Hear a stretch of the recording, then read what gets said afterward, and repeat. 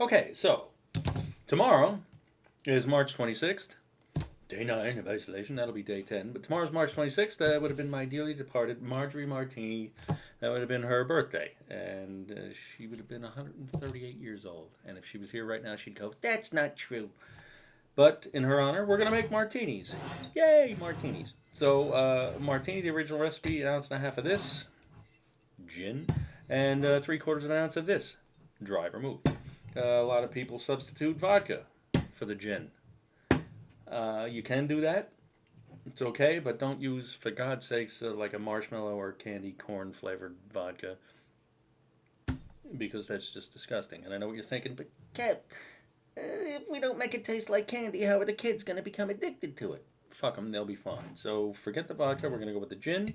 This is Boodle's gin. There's Kendrick's gin. There's a lot of good gins. Use a good gin. Try a gin. If you don't like gin, try it one more time. If you still don't like it, all right, so you don't like it.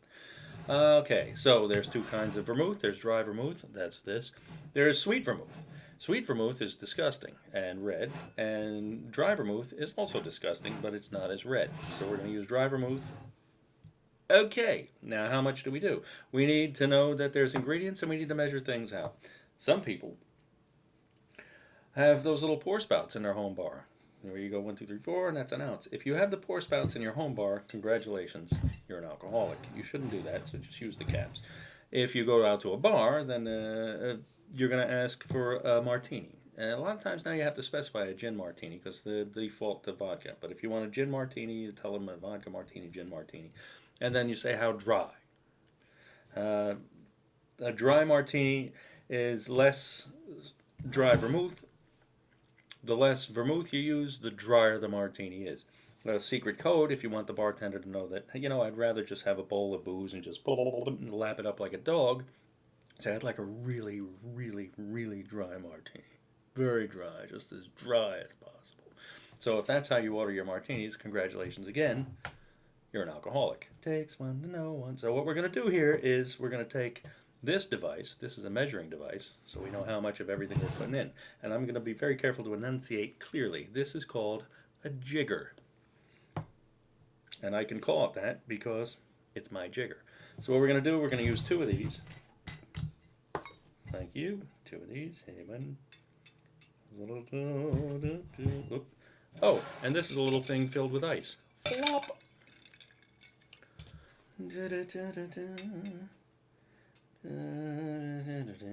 This is officially referred to as the metal thing that you put all the booze in. A lot of people don't know the technical names for things, so that's why we do these videos. And we're going to use this, we're making it dry, so we're going to do about a third of that. And that's good. Now we've got that in there. We've got this on this. We put the lids back on. Everything is good to go. This is where everybody makes a joke, shaken, not stirred. Okay, so if that's your Sean Connery impression, stop. You want to do a Sean Connery? Do the one from The Untouchables. Gin, that's your name. What was it before you changed it? There's a Sean Connery you can use.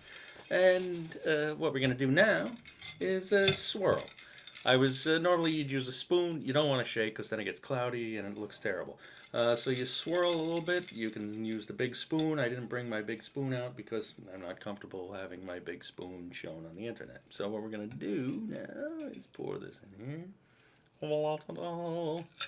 In the trees. It's missing something. Olives. Oh, olive. So what we're going to do is we're going to take an olive. If you've ever seen a bartender reach into a thing of olives and just pull the olives out with his fingers, the first thing you do is say goodbye and explain to him why you're never leaving a tip.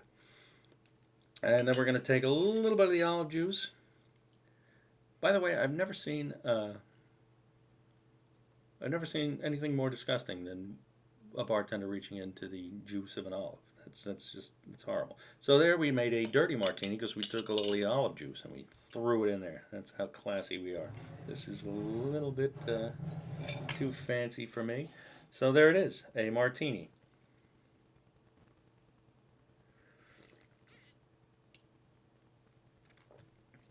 Everybody wants an olive sometime. Oh, look who's back. Everybody wants to have a round. Something in your eyes just told me that sometimes now. Andiamo.